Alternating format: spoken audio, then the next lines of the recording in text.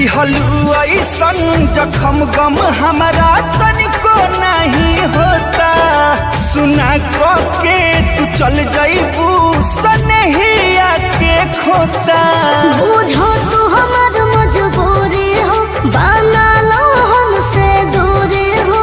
तनी देखल कर हमारा हालात के, ई हालात के। जा जाए सनम गम सहलब यही बात पे।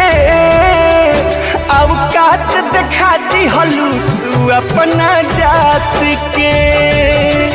जा जाए सनम गम सहलब यही बात पे। अब काट दिखा दिहलू तू अपना जात के। अब काट दिखा दिहलू तू अपना